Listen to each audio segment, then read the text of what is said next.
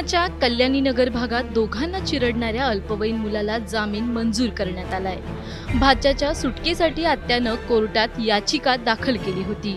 एका महिन्यानंतर अल्पवयीन मुलाला मुंबई उच्च न्यायालयानं मुक्त करण्याचे आदेश दिलेत। जामीन देताना मुंबई उच्च न्यायालयानं नेमकं काय म्हटलं, हे संपूर्ण प्रकरण काय, हे प्रकरण चर्चेत कसं आलं, हेच या व्हिडिओत पाहणार आहोत।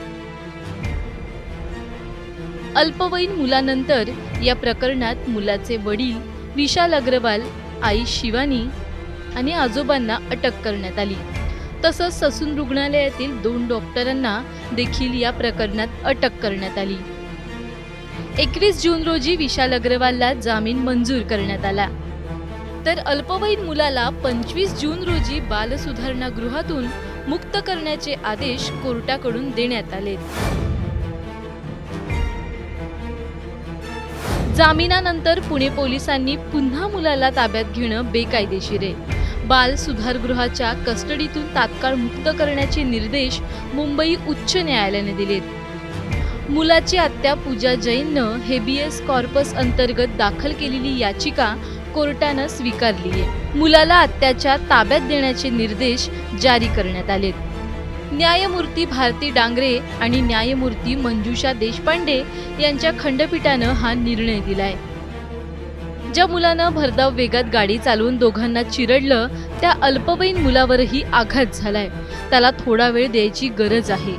भारती डांगरे आणि मंजुषा देशपांडे या 2 न्यायमूर्तीच्या खंडपीठानं या प्रकरणात हे मत मांडलंय। पुणे पोलिसांनी नेमकं काय केलं, या मुलाला अटक करण्यात आल्यानंतर जामीन कसा मिळाला, याकडे या न्यायमूर्तींनी लक्ष वेधलं। जो चाइल्ड इन कॉम्पिटिटिव्ह लॉ आहे त्याच्या आत्याच्या मार्फत फाईल केली होती, ज्याच्यात आम्ही हंबली असं सांगितलं होतं की सेक्शन 12 जो आहे ज्युव्हेनाइल जस्टिस ॲक्टचा, तो जर का सेक्शन आपण पाहिला तर कुठलाही गुन्हा बेलेबल असू दे किंवा नॉन बेलेबल असू दे, code of CRPC will not apply to a child in competitive law. म्हणजे त्याचं जे डिटेन्शन आहे हे मुळात करण्यातच येत नाही। पण जर का असं असेल तर मग 19 मे 2024 आदेश हे योग्य आदेश होते, कायद्यानुसार कायद्याला धरून आदेश होते। त्या बेसिसवरती आपण ऑनरेबल बॉम्बे हायकोर्टसमोर आलो होतो। आज ऑनरेबल बॉम्बे हायकोर्ट यांनी त्या चाइल्ड इन कॉम्पिटिटिव्ह लॉला रिलीज करण्याचे आदेश दिलेले आहेत।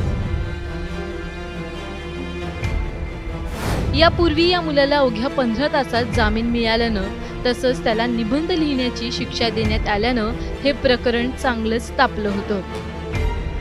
पोलिसांनी काही तासातच आरोपीला पुन्हा बालसुधारणा गृहात पाठवलं, तर मंगळवारी या मुलाला पुन्हा जामीन मंजूर करण्यात आलाय। 19 मे रोजी पुण्याच्या कल्याणीनगर भागात भरधाव पोर्शे कारनं एका बाईकला धडक दिली। या धडकेत दोघांचा मृत्यू झाला, तर आरोपी अल्पवयीन असल्यानं या प्रकरणाला वेगळं वळण आलं। कोर्टानं आरोपीला निबंध लिहिण्याची शिक्षा देत जामीन मंजूर केला। त्यानंतर हे प्रकरण संपूर्ण देशात चर्चेत आलं। सोनी मगर, ABP माझा, पुणे। ABP माझा, उघडा डोळे बघा नीट।